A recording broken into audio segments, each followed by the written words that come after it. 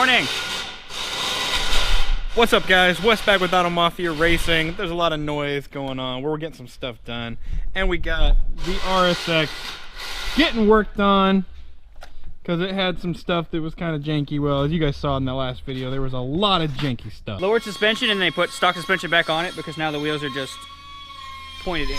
Pretty much it was heavily modified. They wanted to sell the car, so yeah. They reset the car back to stock with a bunch of janky stuff, and they jankily did it. And now Cody bought a janky car. Yes. So first things first, because Cody's a racer, and racers like Injen tuned intakes, and it's carb approved. So there you go. Install your cold air intake. I actually like the it's kind of sparkly finish. Yeah. Yeah, I don't know if it'll pick up on camera, but that's really cool. It's kind of sparkly. Yeah. My inner racer loves it. But just quick, guys. I mean, no, it's not needed. What not to do when buying your car? Yeah, make sure your car like isn't that janky if you're gonna try and buy something. But only reason we're doing this is because the stock air box was literally, it's falling apart. It was missing bolts and everything. And these intakes really aren't that expensive. You can get this. We can sell it to you. But it's gonna clean up the engine bay just a little bit. It'll look decent. I don't think it's gonna gain any power whatsoever, but at the very least, it'll filter the air better because that one had holes in it, wasn't connected. So yes. It's literally a couple of hose clamps. It's supposed to have a bracket, but the bracket is missing. So Cody's just gonna install the 90 degree bend here that it has. And we're gonna put a filter on the end of this, a couple of hose clamps, hook it to the throttle body, and then we'll be done. Like a 5-minute modification to your RSX. We have a lot more parts that are coming, and some already came. Cody's got a lot of work to do, but you know, we sell all this stuff, so we have some torque solution. Which ones were these? They were shifter bushing kit, cable bushing kit. Now these cables I could probably install right now because it's just right there. Yeah. And it's couple C-clamps. Yeah, it might help. And then we got some new Iridium spark plugs. They are the 6988s. And then of course he got a full Hyperflex energy suspension kit so that he can replace all of the bushings in this car because everything's a little sloppy. It'll feel a little better once that's done. But yeah, so we're gonna throw this on here and we'll show you what it looks like once we're done. Make sure it's real tight. Alright guys, so we're going to go ahead and install those torque, was it Torque Solutions for the brand? Yes, they're right here.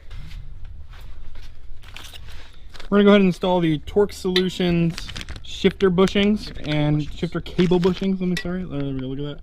Alright, shifter cable bushings, part number TS SCB-500. They are available on our website. Yeah, we're going to get these installed and hopefully that takes care of a little bit of the shifter slop and everything, and obviously that's just one more hose clamp and it's on, but we're gonna do that one and that one since we're right here, might as well. Step one is to remove these little key things that remove the clips.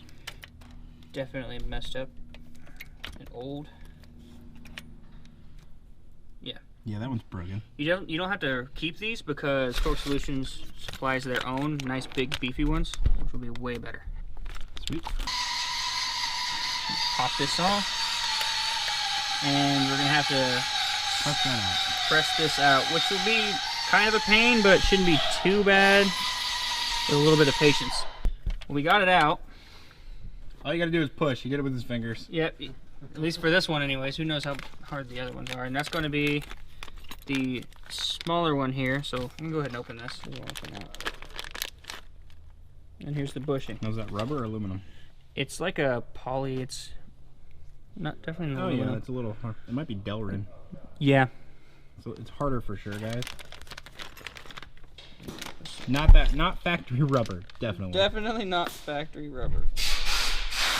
This in should just be as easy as goes in like that, and push this in. Just gonna Slide it over. Slide it right back over here and push your pin in.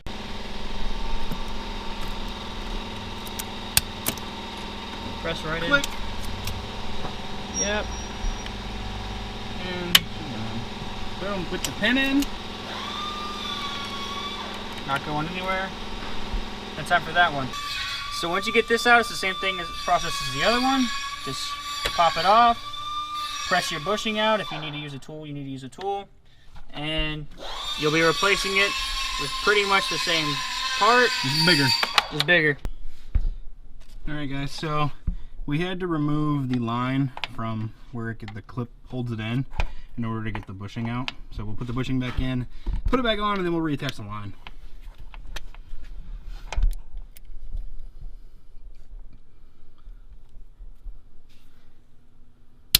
Hey, there you go. That clip, put it back in it. Yeah. Let's get this on. Okay, that's on. Put your pin in it. Almost dropped it. There we go. And we'll put this clip back on. And we'll be done with the Torque Solutions shifter cable bushing kit. And she's in. So there's your Torque Solutions. Torque Solutions. Feel the torque.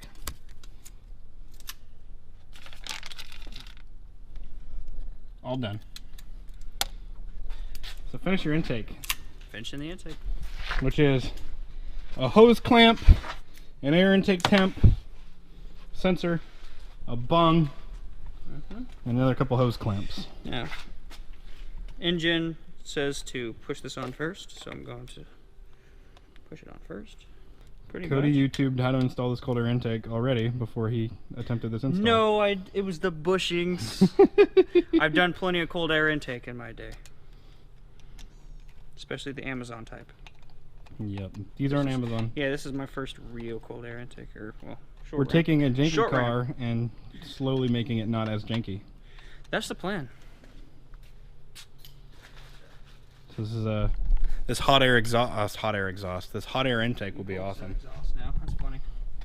So I am missing a hose clamp, which is around here somewhere, but it's going to go in like this. There is a hose from factory that's going to go right here, and this hose obviously goes right here.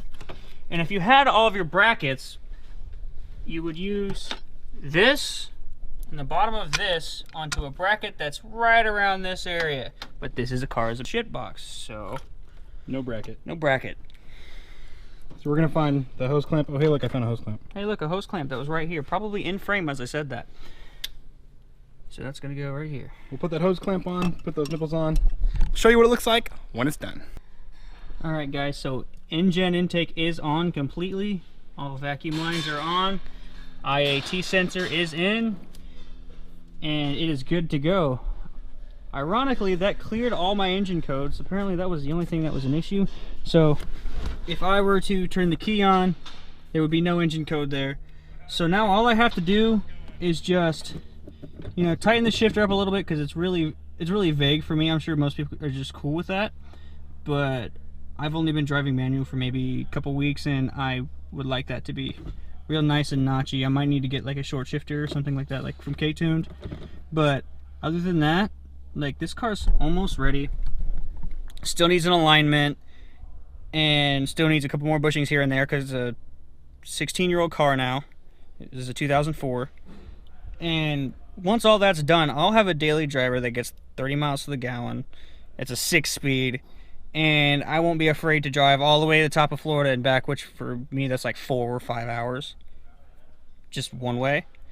And can't really do that in the 335i. I was always afraid it was going to break, it was going to overheat, it was going to throw limp mode, and I shouldn't have that problem with this. And that's the main reason why I wanted to trade for, and I've always just wanted an RSX since high school. Thank you guys. Like, comment, and subscribe, and see you next time.